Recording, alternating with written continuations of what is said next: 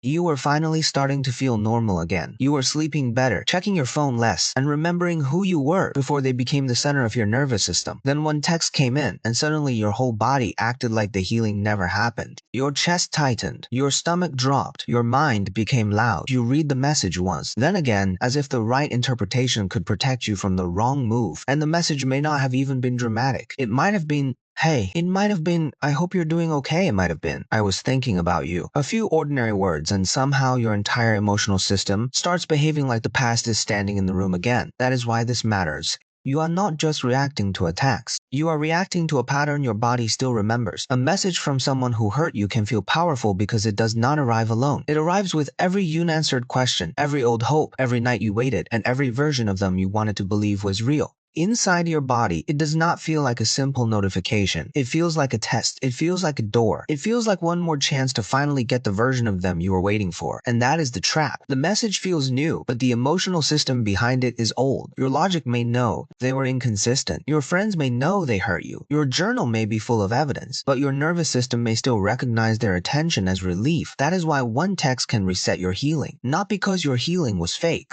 Not because you are weak. It happens because healing is not only a decision in the mind. Healing is also a rewiring of the body, and the body learns slowly, especially when the relationship trained you through uncertainty. Think about what happens before you even decide what to do. You see their name. Before you read the whole message, your body has already responded. Your pulse changes. Your attention narrows, the rest of the room disappears. Suddenly, the day you were living 5 seconds ago feels less important than the small glowing rectangle in your hand. Why? Because your system has a history with this person. It remembers waiting for them. It remembers scanning for their mood. It remembers the reward of finally getting attention after silence. It remembers how their warmth could make you feel chosen, and how their distance could make you feel invisible. So when their message appears, your body does not only read words, it reads danger, hope, scarcity, validation, and unfinished business at the same time. This is why the soft message can be more dangerous than the cruel one. A cruel message may remind you why you left. A cold message may help you stay clear, but a soft message can confuse the nervous system. It says, maybe they changed, maybe they miss me, maybe the old version is back, maybe this time will be different. And once that maybe enters your mind, the fantasy starts breathing again. That does not mean the message proves anything. It only means it activated something. There is a huge difference between contact and change. Contact means they reached out. Change means the pattern is different when it costs them comfort, ego, convenience, or control. If you have spent months trying to understand why someone treated you badly, one small sign of warmth can feel like the missing piece. It feels like finally they see me, finally they care, finally I was not crazy. But be careful, the message can validate your hope without validating your reality. Someone can miss access to you without being ready to treat you with care. Someone can feel lonely without becoming accountable. Someone can send a gentle message and still return to the same behavior once they feel secure again. This is where intermittent reinforcement comes in. In simple terms, intermittent reinforcement means the reward does not come every time. It comes sometimes. That sometimes is what makes the attachment sticky. If someone treated you badly all the time, your mind might eventually stop looking for tenderness. If someone treated you well all the time, your body might relax. But when someone disappears and then returns, hurts you, and then softens, pulls away, and then suddenly acts tender, your brain starts waiting for the next reward. It begins to treat inconsistency like a puzzle. What did I do right when they came back? What did I do wrong when they left? Should I be colder, warmer, funnier, more detached, more understanding? The relationship becomes a slot machine of attention, and one message can feel like the lever paying out again. That is why one text can feel bigger than it actually is. The words are small, but the reward system around them is huge. Your brain is not just seeing the sentence, it is seeing the possibility of relief, the possibility that the silence is over, the possibility that you were not abandoned, the possibility that they finally understand. And because emotional pain creates hunger, even a tiny crumb can feel like a meal. This is why people break no contact over messages they would normally ignore from anyone else. If a random person sent, "I miss you," you might evaluate it calmly. But when it comes from the person who once made you feel unwanted, it can feel like a verdict being overturned. That is not just romance, that is self-worth injury being touched. When someone made you feel replaceable, their return can feel like proof that you mattered after all. When someone made you doubt your value, their message can feel like a chance to recover the version of yourself you lost inside the relationship. This is the self-worth trap. You may think you want them back, but part of you may simply want the rejection reversed. You may want the person who made you feel disposable to admit you were rare. You may want the person who confused you to finally explain the story in a way that makes your suffering feel less humiliating. But if the person who damaged your self-worth becomes the only person who can restore it, your healing remains locked inside their behavior. That is why one text can feel like power. It seems to offer you the exact thing you were trying to build without them. Validation, but borrowed validation is unstable. If your peace depends on whether they text warmly today,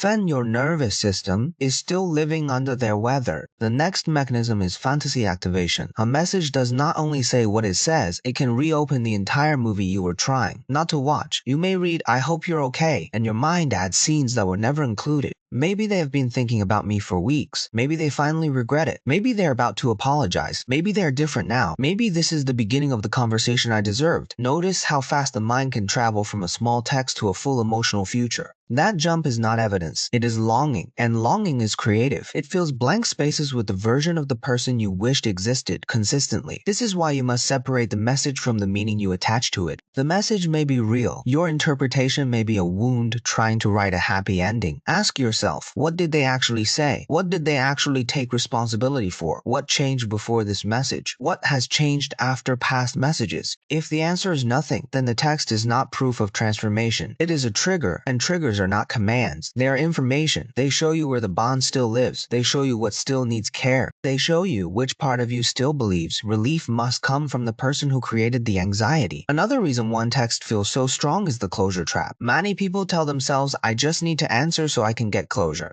I just need to hear what they mean. I just need one conversation." But closure with an inconsistent person can easily become re-entry. You ask one question, they answer halfway. You ask for clarity, they give emotion. You ask for accountability, they give nostalgia. You ask what changed, they say they miss you. Suddenly, you are no longer closing the door. You are standing inside the same hallway again, trying to figure out which version of them is real. The mind loves unfinished stories. It wants the clean explanation, the apology that matches the damage, the final conversation where everything becomes clear. But some people do not provide closure because confusion is part of the pattern. They give enough warmth to keep access and enough ambiguity to avoid responsibility. So before you reply, ask this: am I seeking closure, or am I seeking another dose of contact? Am I trying to understand, or am I hoping? This becomes the beginning again. Am I responding from peace or from withdrawal? These questions are uncomfortable because they remove the disguise. Sometimes the part of you that says "I need clarity" really means "I need relief from missing them." That does not make you bad. It makes you human. But if you confuse relief with healing, you may keep returning to the source of the withdrawal. A person can be your trigger and still feel like your medicine. That is why the text feels so confusing. It hurts you and soothes you at the same time. It activates the wound and offers itself as the bandage. But real healing cannot depend on the same pattern that injured you. So what do you do when the message comes in? The first rule is simple. Do not treat urgency as truth. If your body is flooded, you are not in your clearest state. You do not have to reply immediately just because your nervous system is screaming. A message is not a court order. A notification is not a command. The fact that they reached out does not mean they are entitled to instant access to your attention, your emotions, or your healing process. Put the phone down if you can. Breathe, walk, drink water. Let the first wave pass. The goal is not to suppress the feeling. The goal is to stop the feeling from driving the car. The second rule is to write the reality before writing the reply, not the fantasy. Write what actually happened before this text. Did they disappear? Did they avoid accountability? Did they apologize before? And repeat the same pattern? Did they come back only when you stop chasing? Your mind will want to remember the best moments when the message arrives. That is normal. But selective memory is dangerous during emotional triggers. You need evidence, the pattern, and the reality list. The third rule is to identify who is replying. Is it the healed part of you, the lonely part, the anxious part, or the part that wants to prove you are lovable? If you reply without knowing which part is in control, you may hand your phone to the wound and call it closure. The fourth rule is to choose boundaries before conversation. If you decide to answer, know your limit first. A boundary is not a dramatic speech. It can be one sentence. "I am focusing on healing, and I do not want to reopen this right now." The exact words matter less than the energy behind them.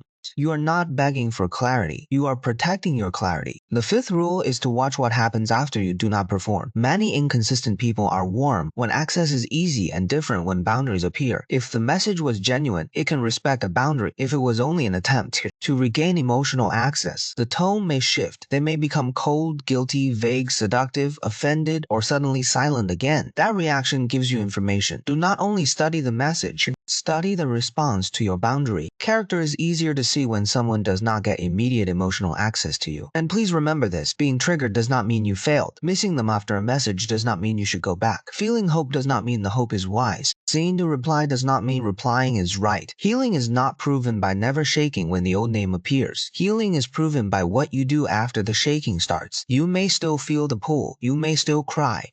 You may still imagine what could happen. You may still want the apology, the explanation. The moment where they finally understand what they did, that is part of being human. But you can feel the pull without obeying it. You can miss the person without re-entering the pattern. You can want the message to mean everything and still admit it may mean very little. You can be kind to the part of you that got activated while still protecting the part of you that is trying to rebuild. If there was abuse, stalking, threats, coercive control, or any situation where contact makes you unsafe, do not treat this as ordinary relationship confusion. Reach out to trusted people, qualified professional support, or local emergency resources. Safety comes before emotional analysis, but if what you are facing is the psychological pull, often inconsistent attachment, then let this be the reframe. One text did not erase your healing. It revealed the next layer of it. It showed you where the bond still had a hook.